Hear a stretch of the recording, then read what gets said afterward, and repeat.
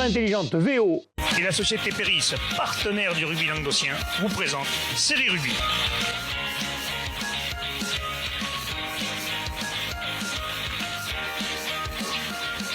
Bonjour mesdames, messieurs, bienvenue à Série Rugby, votre émission sur rugby amateur de la régionale à la fédérale. Avec mes salles chroniqueurs, salut Bubu. Salut Alain. En forme? Pleine forme, enfin presque pleine forme. Je suis un peu tordu. Ça c'est parce que t'as trop de conditions physiques toi aussi. C'est ça.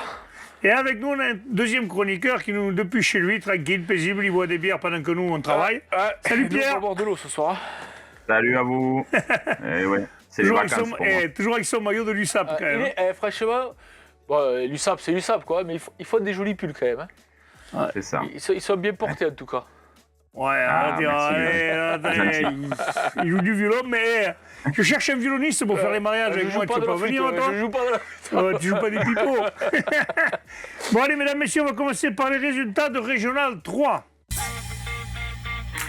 La Régional 3, c'est la promotion de Régional, c'était les quarts d'Occitanie.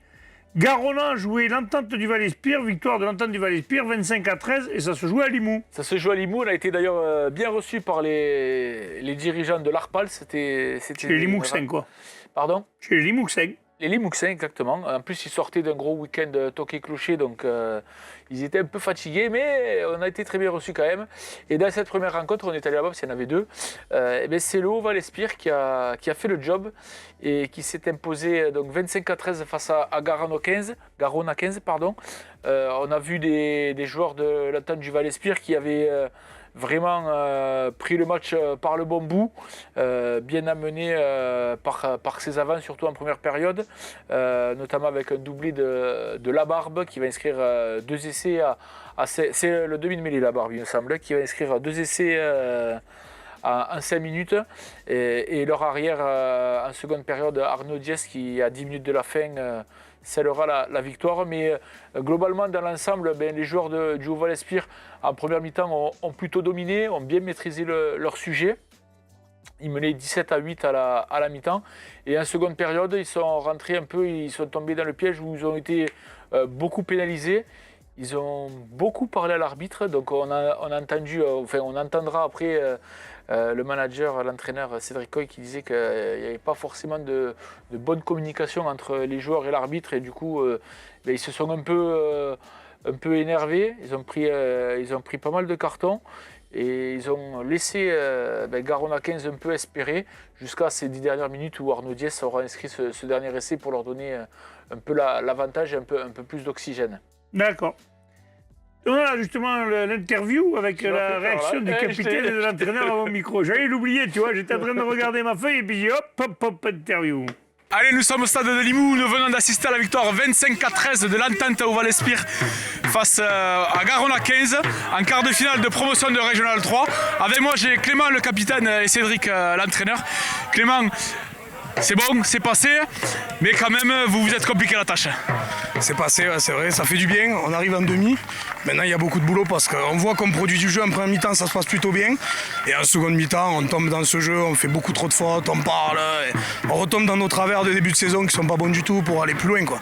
Si on veut gagner et aller encore un peu plus loin, il va falloir corriger ces détails parce qu'on ne gagnera pas avec autant de fautes, c'est pas possible. C'est bien, tu m'as mangé ma deuxième question. Mais t'as tout répondu. Cédric, c'est vrai qu'après une première mi-temps plutôt maîtrisée où vous étiez vraiment mieux structuré et ils vous ont pas vraiment mis en danger.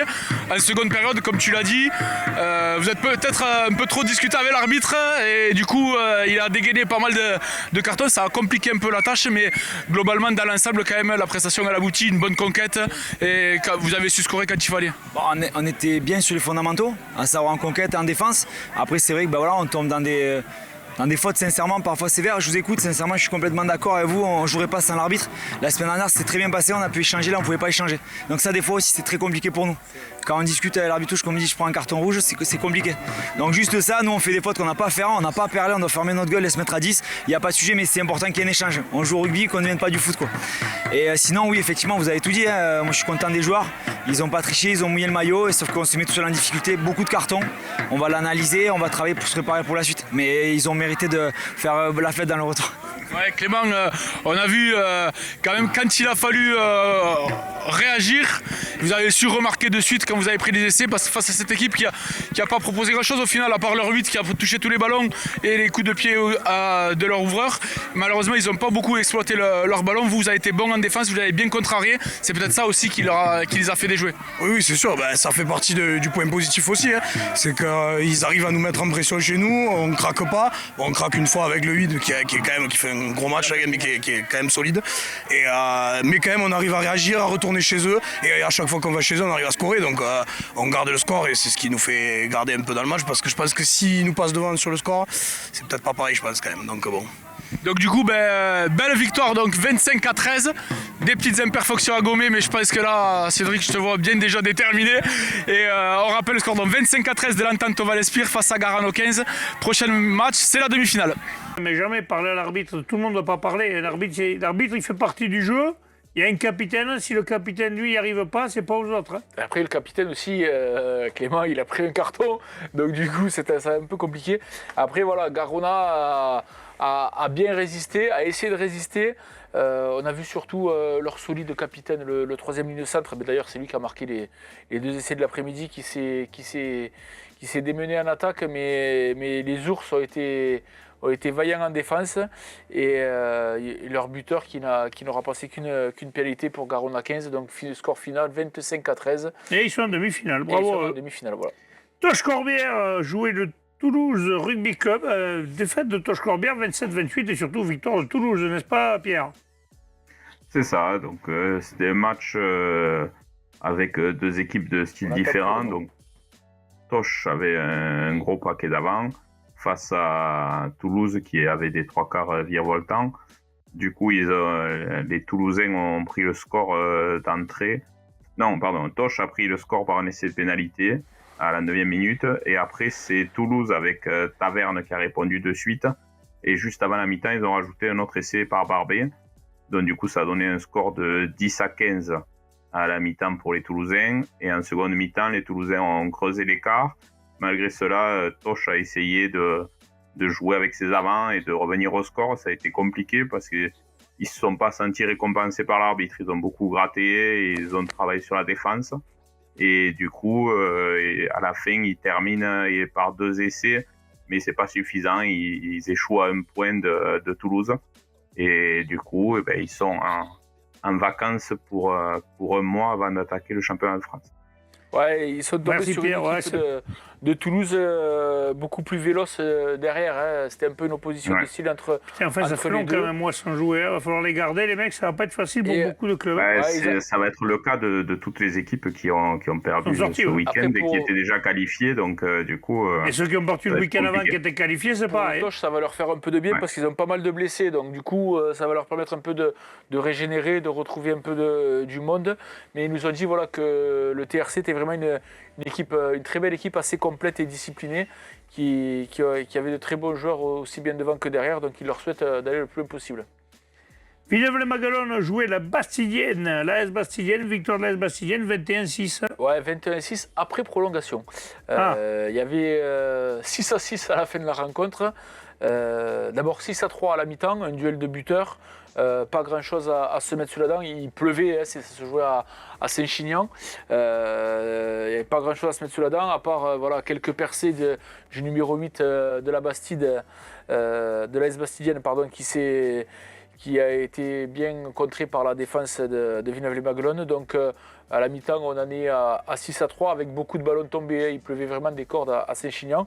En deuxième mi-temps, c'est un peu la même chose, sauf que Villeneuve-les-Maguelones va réussir à égaliser. Donc ils arrivent en prolongation. Première prolongation où ils vont... les joueurs de l'AS Bastidienne vont sonner la révolte, ils vont faire un ballon porté d'une trentaine de mètres qui sera récompensé par une pénalité. Donc ça va leur permettre de mener 9-6 à première période. Les supporters ont dû se faire chier quand même. Je pense qu'il ne devait pas y en avoir beaucoup parce que sous la flotte à Saint-Chinian, il n'y a pas trop d'abri en plus. Les gradins, ils ne sont pas abrités.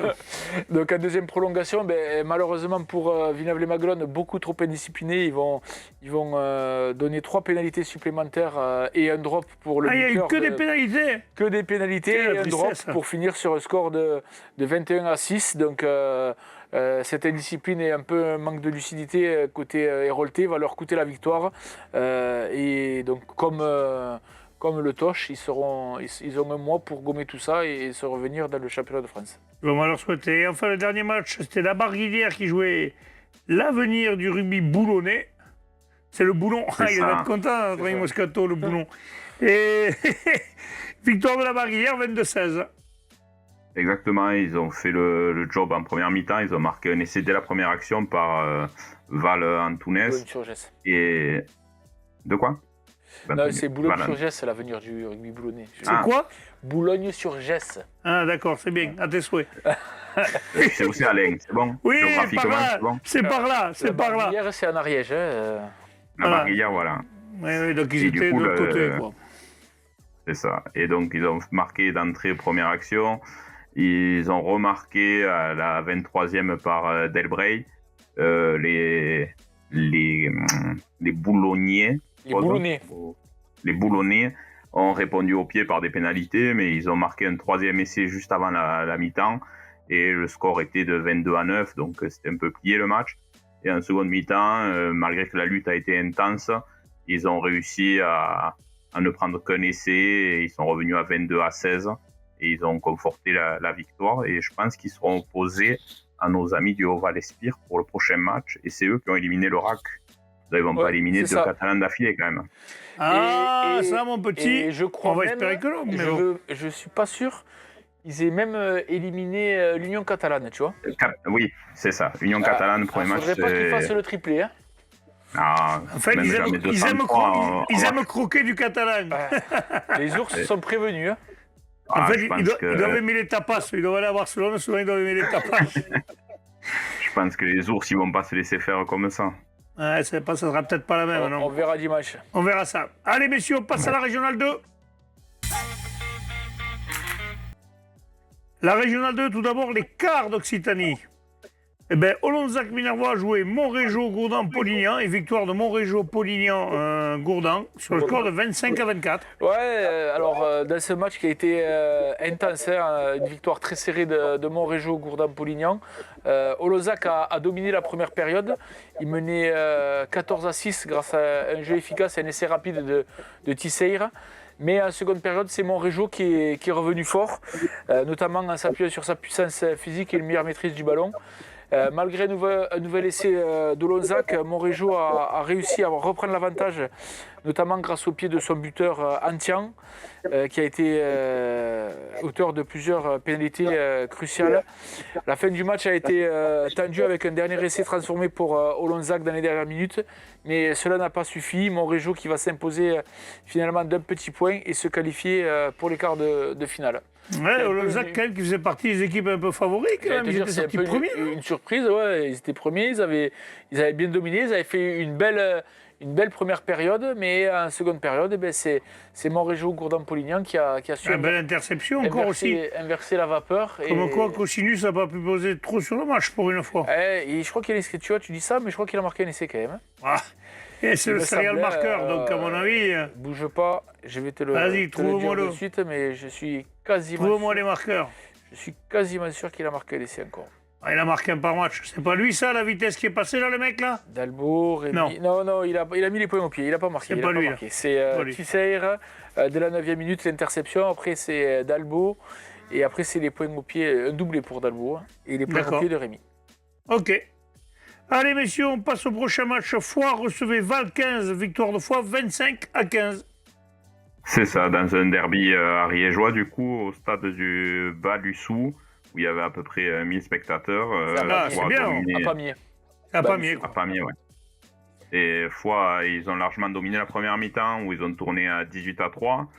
Mais en face, le Val a montré ses muscles un peu en deuxième mi-temps. Ils sont revenus. Mais ça n'a pas suffi. Du coup, l'homme du match, ça a été Rosales, qui a réalisé une percée décisive et spectaculaire et qui a dynamité la défense adverse. Donc, du coup, Foix continue le chemin et arrivera en demi, alors que le Val sera de repos pour un mois aussi. Parfait. L'entente de la tête, jouer Île-sur-Tarn, c'est encore pour toi, Pierre. Victoire de Île-sur-Tarn, on avait dit cette équipe est une très grosse cylindrée, Ouais. 34-24. Aller filer 30 points à la tête, je pense c'est quand même qu'il y a du matériel. Ils avaient dominé leur poule de la tête et des épaules aussi, hein, Pierre? Ouais, c'est beau jeu de mots de la tête et des épaules. Je sais pas si c'était volontaire, je l'espère. Si, si, Il si. le faut tous les 15 jours, ils y ont droit. À chaque fois que je fais l'entente de la tête, j'en parle, ou presque. Bah, du coup, l'entente de la tête, on les connaît, c'est une équipe très joueuse. Ils sont arrivés, bon, forcément, il pleuvait, donc déjà, c'était un peu compliqué pour eux. En plus, j'ai eu l'entraîneur Eric Gineste qui me disait que l'Île-sur-Tarn était une très très belle équipe avec des gabarits, et j'ai regardé un peu. Et c'est vrai qu'il y avait beaucoup d'anciens Gaillacois. J'ai vu Fazan, Le Pilier, il y a Cloup qui joue aussi là-bas. Il y a pas mal de double licences avec Saint-Sulpice-la-Pointe.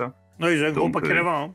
Ils ont un gros paquet d'avant, mais à la mi-temps, la tête, ils tenaient. Ils étaient à 17-12, alors que déjà, il y avait Pablo Casellas qui était blessé, et qui n'était pas sur ce match-là, et son frère s'est blessé au bout de 10 minutes. Donc, ils ont joué sans ouverture. C'est Fontanel, l'arrière, qui s'est collé à Andis, et qui a un joueur qui aime les espaces, et du coup, il a été un peu restreint sur les espaces.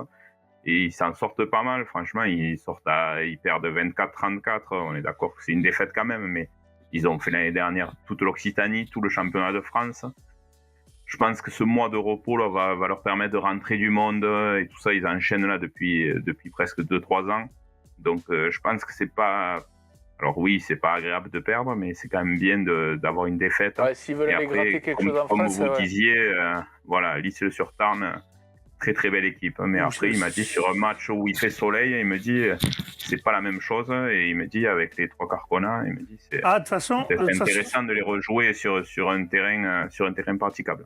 De toute façon, avec le temps qu'il a fait ce week-end, toutes les grosses cylindrées devant se sont régalées. Et tous ceux qui ont des belles équipes de 3 quarts, on se sont fait chier, malheureusement. C'est comme ça. Et quand tu joues avec des piliers qui ont joué en Fédéral 2 à Gaillac et qui ont fait le haut de tableau à Gaillac, c'est quand même plus facile en Régional 2. Surtout qu'en plus, tu ne bouges pas les mêlées, donc ils ne dépensent pas leur influx nerveux sur les mêlées. Donc ça veut dire que dans le reste du jeu, chaque fois qu'ils deviennent sur un impact, tu les sens passer quand même. Exactement, donc voilà, physiquement c'était très solide, mais ils ont eu les occasions quand même. Hein. Il faut pas. Ils ratent de contre face à l'arrière, ils ont raté des occasions. Je pense qu'ils sur Tarn aussi, mais c'est vrai que côté catalan, c'était. Voilà. Ils râlent, mais il y a le bon côté aussi. Après, ça leur a permis de se tester face à une des très grosses équipes de cette Occitanie, quand même, parce que l'Île-sur-Tarn fait partie des très grosses équipes. Hein. Et ils sont contents parce que du coup, l'année prochaine, ils voient déjà ce qui leur manque pour arriver en Régional 1 et travailler sur ce qui leur manque. Ouais. Ben, à mon avis, c'est devant qu'il va leur manquer un peu de gabarit. Fleury-Saint-Coursan jouait Saint-Jory en Bruguière, victoire, mais d'un petit point. Hein. Ouais, c'était un match très intense et très serré. Ils se sont imposés de justesse les Audois grâce à un essai décisif de l'arrière Florian Gérez à la 80e minute. Saint-Jory avait bien commencé en menant 6-0 puis 13-6, notamment grâce à un essai de Santamans et 2 pénalités de Marguerite. Mais Fleury-Saint-Coursan est revenu au score avec 2 essais de Blanc et de Gérez, le premier puisqu'il en a marqué 2, ainsi que 2 pénalités de la Fuente pour arriver à 13 partout à la mi-temps. La fin du match a été particulièrement tendue. Saint-Jory a repris l'avantage 20-13 grâce à un nouvel essai de Santamans, transformé par Magari. Mais Fleury a égalisé dans les dernières minutes avec une pénalité. Il est revenu, pardon, il n'a pas égalisé, ils sont revenus 20 à 13 plus 3, ça fait pas 20. Ouais, ils sont revenus à 20 à 16, pardon. Voilà. Puis l'essai libérateur de Gérez en bout de ligne pour 21-20, après un ballon tombé et une longue phase d'attaque. Donc la victoire qui s'est vraiment jouée au mental dans un match où les 2 équipes ont livré une grosse bataille physique. D'accord, parfait. On passe, messieurs, à la promotion de Régional 2. Murviel-Tézan jouait Lozerte-Quercy et victoire de Lozerte-Quercy 27-23. Pierre. C'est une équipe qui était un peu remaniée, il y avait des changements parce que du coup ils avaient des blessés, ils avaient des joueurs qui avaient pris 3 jaunes donc suspendus. Pendant l'échauffement, il y a 2 gens qui se blessent, mais malgré ça, dès le coup d'envoi, il marque un essai par Gracia. Et du coup, malgré ça, il y a un autre joueur qui se blesse, Brun, qui est un 3 quarts de Murviel-Tézan. ils remanient toute la ligne de 3 quarts, ils arrivent à marquer quand même un second essai par aussi Gracia, et ils mènent 17-0 à la 20e. Tu vois, on pensait que le match était fait. Et à ce moment-là, Lozère qui réplique et ils marquent 2 essais de suite. Et du coup, ils reviennent à 17-14. Gracia remet une pénalité pour être à 20-14. Mais Lozère, juste avant la pause, marque un essai pour passer à 21-20. Et après, la seconde mi-temps était plus tendue. Donc, Gracia passe une nouvelle pénalité pour reprendre le score. Mais à la 72e, Lozère réplique et il marque 2 pénalités. Et du coup, ça fait un score de 23-27. Donc, Garcia manquera 2 pénalités de 50 mètres. Et Muriel finira sur une pénale touche qui n'aboutira pas. Donc voilà, Lozère avec un pack puissant et des joueurs solides, plus expérimentés, on fait tomber Muriel. D'accord. Parfait. Saint-Torres jouait Rabastens-Koufouleux, victoire de Saint-Torres 34-32. Et enfin, Caraman, là où vous étiez encore au début, puis ça s'est joué aussi à Limoux. À Limoux, ouais. A battu Canet sur le score de 23-12. Ouais, 23-12, ou une rencontre où Caraman, en première période... était carrément meilleur, quoi. Oui, tu peux le dire, parce que c'est surtout, je pense que les protégés de Wally, ils sont restés un peu dans le bus, surtout la première période, même, on va dire, les grosses 55 premières minutes, où vraiment Caraman a pu jouer sans être mis en difficulté. Il menait 18-0 à la mi-temps, après un essai sur un joli contre de l'ailier Muratorio, un grand coup de pied de dégagement du 3e ligne centre avec un rebond favorable qui lui revient dans les mains, et puis il court vraiment très vite, il a pris toute la défense à revers, et un essai de Castel en force, le pilier de Caraman, donc il menait 18-0 à la mi-temps. On s'est dit, bon, Canet, ils vont réagir, ils attaquent la deuxième période, ils retombent pareil, ils font un en avant un peu casquette là, tout seul, un joueur tout seul qui lâche le ballon. Caraman qui inscrit même un 3e essai. Et c'est donc à 23-0 que là, les joueurs de Canet vont enfin rentrer dans le match. Ils ont mis le temps. Ouais, ils ont mis 50-55 minutes vraiment à réagir. D'abord, il y aura un essai de Lafont un peu après l'heure de jeu. Et quelques minutes plus tard, un essai de Sandranier, l'inusable Sandranier, qui va inscrire le 2e essai. Mais bon, 23-12, même s'ils ont essayé, je te dis, dans les dernières 25 minutes, c'était trop tard. Caraman avait déjà fait le job et passe sans trop forcer face à cette équipe de Canet. On s'attendait à un autre style d'affrontement. Vraiment, Canet peut s'en vouloir d'être passé complètement à côté, au moins de la première période. On a justement donc la réaction à ton micro de l'entraîneur et du capitaine de Caraman. Allez, deuxième match de l'après-midi ici à Limoux. C'était un quart de finale de promotion de Régional 2. La JS Caraman s'est imposée 23-12 face à l'AS Canet. Avec moi, j'ai Valentin, le capitaine, et j'ai oublié ton prénom, et Geoffrey, l'entraîneur. Valentin, face à de bien pâles Canetois, surtout en première période. Vous avez semblé vraiment plein de maîtrise et serein. En première période, vous avez pris largement le score. Et après, vous avez êtes contenté un peu de bien défendre et de gérer la fin du match. Ça ouvre les portes à la demi-finale. Ouais, on était content d'accéder à la demi-finale. On a abordé ce match de façon, on ne savait pas trop cette équipe de Canet, on ne connaissait pas, on n'a pas joué contre elle encore, on ne la connaissait pas du tout. Donc il y avait cette petite peur qu'on a tout le temps avant les phases finales là. On a fait un match sérieux en première mi-temps et ça nous a facilité le boulot, je pense, en seconde mi-temps, parce que cette équipe de Canet n'a rien lâché jusqu'au bout, très compliqué à cerner en seconde mi-temps. Mais très content du tout le groupe, du travail qu'on fait toute la semaine pour arriver à ce résultat-là. Donc il faut continuer comme ça et j'espère qu'on va encore aller un peu plus loin. Ouais, c'est vrai que Limoux, ça vous a déjà réussi par le passé, là aussi. Pas le même stade, mais... Donc, Geoffrey, en première période surtout, une très bonne conquête, des ballons portés qui leur ont fait mal. Et... Ah putain, vous êtes appelé pour un selfie, 3 minutes, on arrive et ça vous a permis de prendre le score. En deuxième période, ça a été un peu plus compliqué, mais ils ont relâché quand même. Ouais, pourtant, je trouve qu'on a commencé le match très tendu. On n'arrivait pas spécialement à se trouver, on était trop serrés. Après, l'avantage, c'est qu'on a gagné nos duels. Mais je nous ai trouvé très tendus sur les 10 premières minutes. On a manqué des choses, notamment en touche inhabituelles. Sur les premiers, on se plaçait pas aux bons endroits. Mais après, une fois que ça s'est mis en route, c'était bien. Et voilà, on a gagné nos duels en première mi-temps, heureusement, parce qu'à la deuxième mi-temps, Ouais, ils sont revenus. Et puis, de toute façon, s'ils ont fini 3e de leur poule avec Olonzac et compagnie là-bas, c'est qu'ils n'ont pas dû jouer comme ça toute l'année. Nous, on les a fait plusieurs fois et effectivement, c'est vrai que ça a été. Peut-être c'est l'absence de leur président, il est à New York, tu vois, ça les a un peu marqués, mais on les a pas reconnus. Après, c'est vrai que quand ils ont commencé à jouer, ils vous ont un peu plus mis en difficulté. Vous, en plus, c'était la période où vous avez fait tous vos remplacements, mais on vous a pas senti quand même vraiment inquiété. Vous êtes resté serein jusqu'au bout et au final, ça vous a suffi pour décrocher cette victoire. Valentin, toi qui étais au milieu là quand même, ça a fait railler parce qu'au début, on a entendu des chocs, ça s'est bien rentré dedans. Hein. Non, c'était un match très, très appuyé, d'un bon état d'esprit si je peux dire. On a su garder notre calme, rester dans notre match et c'est le plus important pour la suite. Il va falloir continuer comme ça, rester dans notre bulle, dans ce qu'on veut faire, dans nos annonces. Et si on veut aller un peu plus loin, il va falloir rester dans notre match et rester sérieux jusqu'au bout. Ouais, de toute façon, maintenant il reste 2 marches. On rappelle donc la victoire 23-12 de la JS Caraman ici à Limoux face à la SKD. On se retrouve mardi. Ouais, Canet qui finalement il passe à côté de son match, mais bon, Caraman quand même qui n'est pas arrivé là par hasard non plus. Oui, Caraman qui fait une belle saison. J'avais discuté un petit peu avec eux, avec Valentin d'ailleurs avant le match. Il me disait oui, tu sais, nous, un peu comme Canet, ils ont fait un triplé il y a, je sais plus, c'était il y a 2 ans ou il y a 3 ans. Ils avaient fait le triplé Occitanie, France et Terroir. Et ils ont eu beaucoup de joueurs qui ont arrêté. Ils étaient une équipe un peu mixte. Mais les joueurs qui sont venus les renforcer, quand même, c'est pas les premiers venus. Le 3e mini-centre, notamment, qui arrive de Villefranche, après une période où il avait pu jouer. Villefranche, quand même, fédéral. Ils ont Lucas Cancian, qui a joué à Castelnaudary, à Pamiers. Il joue aussi en fédéral.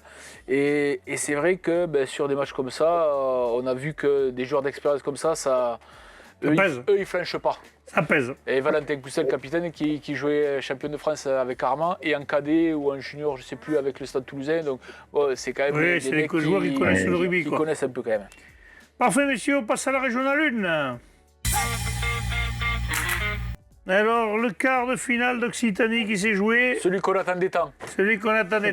D'ailleurs, c'est dommage que ça se retrouve en quart de finale. Moi, j'aurais préféré qu'il se retrouve en finale ou en demi, mais en quart, c'est trop tôt, mais bon, c'est comme ça. Victoire de Sijan pour la Nouvelle sur Millas. Notre ami Pierre, c'était pour toi ce match? C'est ça, ça s'est passé à Rivesaltes. Du coup, ils étaient dans la même poule. Millas avait fini premier, Sijan avait fini second, et ça a été un choix assez croisé sur une super après-midi de rugby quand même. Il faut noter ça. Et du coup, vas-y, Pierre, continue. C'est bon, et du coup, Millas et Sijan se sont fait une belle après-midi. Et donc, Cabanier a ouvert le score par un essai pour Sijan. Une pénalité d'Iniesta derrière. Ils ont pris un peu les devants, mais de suite, Guénoun a marqué un essai. Juste après, Combe lui a répondu de Sijan. Ligat a répondu derrière. C'était une première mi-temps où ça ne s'est pas arrêté. Et du coup, il y a eu quelques pénalités en plus. Ça faisait un score de 20-17 pour Sijan à la mi-temps. Et du coup, les deux équipes se tenaient. On avait des nouvelles. Moi, je n'étais pas au match, mais on avait des nouvelles. Et tout le monde me disait ça va le faire pour Millas. Et effectivement, ça l'a fait jusqu'à la 80e où il y a eu une pénalité de Gali à la 79e plutôt. Pénalité de Gali qui leur a fait prendre le score. Ils étaient à 30-29, Millas. On pensait que le score était fait. Il y a eu le coup d'envoi. Et là, une maladresse. Et c'est l'ailier de Sijan Nouvelle, Combe, qui a pris le ballon, qui est allé marquer. Non, il y avait, 30-27. Oui, c'est ça. Et Combe a marqué l'essai à la 83e minute. Ouais, ça a permis à Sijan de s'imposer. C'est dommage pour nos amis de Millas, mais bon, ça fait partie du sport. Et du coup, pour Sijan pour la Nouvelle, ça valide la montée, le retour. Une année après être descendu, ils font l'ascension. Ouais, après, c'est un club qui a toutes les infrastructures et qui a tout à tous les niveaux pour jouer en fédéral. Les filles, la première, la B, l'école de rugby. Ils vont se retrouver l'année prochaine en Fédéral 3. Il y aura un paquet d'équipes de par ici. Ils auront une écoute, ça va être sympa. Il va y avoir des bonnes derbies. Une belle poule comme on avait à l'époque où ils sont tous dans la même, ce serait sympa, tu vois. On verra ça. Messieurs, on va voir s'ils sont capables de nous les mettre ensemble tous. Ça va être plus compliqué. Ouais. On verra. On passe à la promotion. C'est de coups de gueule à Alain Simon, mais c'est vrai que ça serait bien pour les finances de tous les clubs de rapprocher. Après, on sait qu'ils vont essayer de faire au mieux, mais ça serait tellement plus intelligent pour plein de choses. Pas que pour les finances, mais aussi pour les joueurs. On sait tous qu'en fédéral, les joueurs ne sont pas ne sont pas rémunérés comme dans Fédéral 3, je parle, hein, même si certains prennent quand même des petites enveloppes. Il y a des clubs de Fédéral 3 où voilà, ça distribue pas mal quand même. Voilà, mais il y a beaucoup de clubs où il n'y a rien, et c'est vrai que ces clubs-là subissent le fait de partir tôt le matin, rentrer tard le soir. Le mec, si le lundi matin, il doit aller travailler, maçon, plombier ou autre chose, c'est compliqué. Et au bout d'un moment, il y a certains joueurs qui lâchent petit à petit le truc et qui viennent moins aux entraînements, donc risquent de se blesser. Quand tu te blesses, eh ben, tu manques, et ainsi de suite. C'est un cercle vicieux. Et on sait tous que si les joueurs on leur fait faire 300 km tous les dimanches, au bout d'un moment, on tue le club, quoi. Et ça, c'est pas facile de faire des poules, parce que je leur laisse à ceux qui les font. Mais je pense que si on cherche un peu, je pense qu'on doit pouvoir trouver des solutions qui peuvent arranger tout le monde. On verra si nos amis... au mois de juillet. Hein? Au mois de juillet, on saura. Ouais, de la Fédé réfléchissent bien. Ouais, on espère. Allez, on passe, messieurs, aux promotions de Régional 1. Bédarieux jouait Revel. Alors, on avait dit des bêtises la semaine dernière. C'est Bubu qui avait dit une connerie. D'ailleurs, on va la rétablir. Bubu avait dit que la 1 avait perdu à Revel et avait gagné chez elle. Nous, on y avait été à domicile. On avait vu la 1 gagner. Elle avait été gagnée à Revel. Par contre, la B avait perdu à Revel. Ouais, et parce que Revel, à la et la victoire, il avait fait tomber quelques-uns quand même. Donc, voilà, victoire par contre 21-13 de Bédarieux. C'est ça. C'est pour qui? C'est pour Pierre? C'est pour Pierre, ouais. C'est pour moi. Donc du coup, Bédarieux, Revel. Donc du coup, Revel a marqué d'entrée. Par contre, Guéraud a marqué dès la 5e minute, a été transformé. Et ils ont même rajouté une pénalité. Donc ça faisait un score de 10-0 pour Revel. Bédarieux a réussi à revenir au score par un essai de Herzl à la 25e. Et du coup, il y a eu 2 pénalités de chaque côté. Donc ça a fait un score de 8-13 pour Revel à la mi-temps. Et en seconde mi-temps, Bédarieux a mis son jeu en place. Et du coup, ils ont rajouté 2 essais par de nouveau Herzl et Constant à la 79e. Plus une nouvelle pénalité de Sissot. Donc ça fait un score de 21-13. Donc Bédarieux, c'est quand même une des grosses équipes de cette promotion. Donc je pense que ça va aller pouvoir un peu plus loin que la demi-finale. Je les vois bien arriver jusqu'à la finale. Ouais, après, par contre, le prochain match, quand même, ils ont un gros morceau. Hein. Coquelicot-Montèche, quand même, c'est pas les derniers à arriver là. Donc attention, gros morceau. Maintenant, c'est plus que des gros morceaux. Hein. Attention, là, quand tu arrives dans les 4 derniers, t'as que des gros morceaux. Après, ils ont quand même un gros paquet d'avant. Je vois les images, tu vois que ça travaille bien devant. Et que... Ben, on l'avait vu, nous, en finale des terroirs. En finale des terroirs, ils avaient dominé de la tête et des épaules les Rives d'Orbe, qui est une équipe devant qui est très emmerdante à jouer, et ils les avaient secoués à ce niveau-là. Donc je pense que cette équipe de Bédarieux a les armes pour essayer de faire quelque chose. Après, il faut y arriver. C'est jamais facile. Ça serait bien qu'on ait des équipes de chez nous qui gagnent un peu les boucliers, parce que là, tous les boucliers sont plutôt vers le Toulousain, l'Ariège. Et vers les Toulousains, je vous avoue que ça me fait un peu chier quand même. Ça y est. Voilà, ça c'est fait. Déjà qu'ils ont battu Toulon dimanche, j'avais les glandes. Alors là, je les ai encore plus. Et la pénalité de Ramos, tu devais être content quand elle est passée. Écoute-moi, j'ai failli casser la télévision. Il rate ces 3 pénalités dans le match, celle-là il la passe. Bon, après c'est un grand joueur, mais il m'insupporte. J'ai bien des mecs à qui je l'aime pas. Après on peut pas aimer tout le monde, et moi tout le monde m'aime pas non plus. Allez, Plage d'Orbe Montauban. Victoire de Montauban, Bubu, 32-26. Ouais, 32-26, la saison l'Occitanie qui s'arrête pour les Plages d'Orbe. Ça avait commencé par un duel de buteurs dans le premier quart d'heure entre le buteur de Montauban et le buteur des Plages d'Orbe. Il y avait 6-3 autour de la 20e minute de jeu. Puis on va continuer le mano à mano, mais là c'est les marqueurs d'essai. Un essai pour Montauban, puis Plage d'Orbe qui réplique. Donc on est toujours au coude à coude.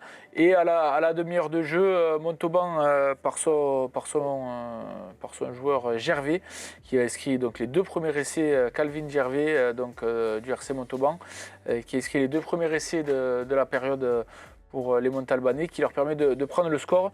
L'eau pour Plage d'Orbe va inscrire une pénalité juste avant la mi-temps. On tourne à 18-11 au Citron pour les joueurs du RC Montauban. En deuxième période, l'eau va inscrire une nouvelle pénalité pour revenir, mais Tintinger, le buteur de Montauban, va lui en passer 2. Donc Montauban est toujours devant, même une troisième. Fanjo pour Plage d'Orbe va leur permettre de recoller au score, en plus avec la la transformation de Sébastien Lowe. Attends, j'ai dit Sébastien, mais oui, c'est ça, Sébastien Lowe. J'étais plus sûr du prénom. Et justement, dans le dernier quart d'heure, Tintinger, qui aura marqué beaucoup de points au pied, va inscrire son essai. Et il faudra attendre la dernière minute pour que Cédric Malater revienne inscrire un essai qui leur permet de recoller au score. Mais c'est trop tard. Et victoire du RC Montauban, 32-26. Bravo. Bah écoute, Montauban qui n'est pas du côté justement de Bédarieux, ils sont de l'autre côté. On va voir, on aura 2 belles demi-finales, on en parlera vendredi. C'est Champagne pour Tétinger, c'est ça? Joli. Elle est belle. Il faut la faire. Bravo, respect. T'as hésité. Allez, un petit point sur les réserves de Régional 2. Ken Fonsegrive a battu Fleury Salcoursan sur le terrain. Il y a eu réclamation, mais bon, on sait tous, mesdames, messieurs, que les réclamations à ce niveau, en général, elles n'aboutissent pas. Ouais, et du coup, elles n'ont pas porté ses fruits. Donc, du coup, on n'a pas encore, on ne sait pas plus. Ken Fonsegrive, 19-16. Voilà. Saint-Jury en Bruguière a battu l'Amicale Sportive Lilloise, 30-19. Val 15 a battu Montrégeau-Gourdon-Polignan, 19-13. Et enfin, le SPCV a battu l'Entente de la Tête. Décidément, les Catalans, c'était pas leur week-end. 8-3. 8-3, ouais. Match où les réservistes de l'ESPCV ont fait le job plutôt en première période. Ils ont réussi à scorer, ils menaient à la mi-temps. Et en deuxième période, la pluie a commencé à tomber. Et justement, c'est l'Entente de la Tête qui a remis la main sur le ballon, qui a essayé de mettre son jeu en place. Et on sait que les Catalans de l'Entente de la Tête, ils aiment bien jouer avec les trois quarts. Et là, sous la pluie, malheureusement, ils ont La baie, la première de l'Entente de la Tête, c'est leur point fort, c'est la ligne de trois quarts. Et les deux équipes, et là, sous la pluie, ça a forcément beaucoup compliqué la tâche pour les Catalans. Et ça a permis à l'ESPCV de rester à flot, beaucoup d'en avant, même si le SPCV s'est mis beaucoup à la faute. Le buteur de l'Entente de la Tête n'était pas en verve. Est-ce que Roland a joué avec le SPCV? Parce qu'il me semble l'avoir vu en photo quand même. Mais il a été beaucoup blessé. Il a été beaucoup blessé, cette saison, donc il me semble l'avoir vu que sur la feuille. Et donc c'était un match entre deux équipes qui marchent bien quand même, qui ont bien marché cette saison. Le SPCV, on le rappelle, c'est la baie de l'SPCV, la Bérésina, 2 fois champion du terroir. L'Entente de la Tête, l'an dernier, ils avaient fait un gros parcours aussi. Je ne sais pas s'ils n'avaient même pas été champions, non, Pierre? Non, ils n'ont pas été champions, mais ils avaient fait un beau parcours. Je crois qu'ils étaient arrivés en demi de il me semble qu'ils sont arrivés en demi. Ils avaient fait un gros parcours, et donc la Bérésina contre la baie Bordel, c'est la Bérésina qui a gagné, qui passe en demi-finale. Et ça reste dans le bordel. Voilà. Allez, on passe aux réserves de Régional 1, messieurs. Sijan pour la Nouvelle a battu Saint-Géry en Arthès, 40-8. Il n'y a pas eu photo. Sijan pour la Nouvelle, quand même, les deux équipes en demi-finale, juste signalé. Toulouse-Alain de Canville. Gros cylindré, ça se confirme. A été battu par les Rives d'Orbe, 19-13. Ouais, les Rives d'Orbe qui ont fait un gros match face à cette équipe de Toulouse-Alain au Canville, qui était un des favoris de la compétition. Et, ils avaient éliminé Mias la semaine dernière. Ouais, et ils n'avaient pas éliminé, ils avaient mis 40 grains à Mias. Oui. Donc les Rives d'Orbe, les jeunes joueurs des Rives d'Orbe qui tombaient sur ce gros morceau, ils ne se sont pas démontés. Qui sont champions des terroirs, restent B. C'est ça, et ils continuent sur leur lancée, comme tu dis, et ils se sont imposés 19-13, donc eux aussi sont en demi-finale. La vallée du Giroux jouait stade Saint-Gaudinois-Luchonnet-Boulonnais, victoire du stade Saint-Gaudinois-Luchonnet-Boulonnais 24-20. Et enfin, victoire du stade Montbourguetois, donc qui a battu l'avenir Moissaguet, c'est Moissac, sur le score de 23-16. Montbourguet qui a ses deux J'ai des copains russanais qui regardent l'émission. Moissac, ça va vous rappeler des souvenirs. Montbourguet qui a aussi ses deux équipes comme Sijan pour la Nouvelle en demi-finale. Un petit mot sur la Coupe d'Occitanie, messieurs. Cabestany Olympique a battu Cornillon sur le score de 18-15. Bassin Sud Minervois a battu Mazères 28-11. Frontignan Saint-Jean-de-Vélas a battu le stade Montfauconnet 15-8. Et l'Olympique Minervois a battu Montastruc 36-3. C'était en Régional 3. C'est la troisième journée. Voilà. En Coupe d'Occitanie Régional 2, la Bastille de Beauvoir a battu le REC 27-21. La Côte-Vermeille a battu les Trois Clochers 21-9. Et enfin, l'Alaric a battu Ponteilla 31-14. Ouais, Ponteilla qui a été complètement méconnaissable à Capendu. Ponteilla a ouvert la marque assez vite, c'est un essai de Dredemi, mais Alaric va répondre à la 34e minute de jeu. Donc à la mi-temps, il y a 19-11 pour Alaric, et en seconde période, ce sera que des pénalités, 3 pour Ponteilla et 8 pour Alaric. Un match vraiment à oublier pour les Catalans qui n'étaient vraiment pas dans le match. Ça n'enlève en rien la très belle prestation de l'Alaric qui retrouve un peu des couleurs après une saison un peu galère côté de l'Alaric. Eh bien, ça va être le mot de la fin. On va se retrouver donc vendredi avec les matchs à venir. Mais d'abord, il y a une émission demain, non? Oui, demain, il y a une émission Palette VO. Et la Palette. Voilà, la Palette avec Michel et Fabien. Et d'ailleurs, j'en profite, je fais bien d'en parler, pour vous rappeler que jusqu'au 27 avril, il y a une belle promo inédite chez VO où il y a même donc avec C-Rugby, vous avez toujours notre promo qui marche sur le matériel, mais il y a une belle offre où il y a même des réductions sur l'abonnement. Donc il y a une publication qui est passée. On peut en profiter alors. Donc regardez bien sur Série Rugby, il y a des coups à faire, mesdames, messieurs. Voilà. Et bien nous, on va se retrouver vendredi donc avec les matchs à venir. Et n'oubliez pas, demain, la Palette dans Série Rugby. Je vous remercie. Transpirez bien sur tous les terrains. Salut. Salut.